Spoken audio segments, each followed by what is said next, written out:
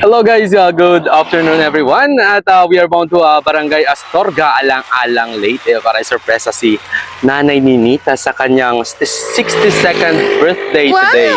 So ayun, maraming salamat po kay Ma'am Rina for choosing surprise and gift delivery, for being a part of your mother's birthday celebration surprise. Ayun, napakasaya po namin Ma'am Rina na kami po yung napili upang maging bahagi ng isang mahalagang selebrasyon sa buhay ng iyong ina. So ayun at sa mga hindi pa po nakaka-follow dyan sa aming page na Surprise and Gift Delivery, just follow, like, and share our page, Surprise and Gift Delivery. And don't forget to share na rin po sa mga videos namin. At marami pa po kayong ma-explore ng mga exciting videos namin sa social media.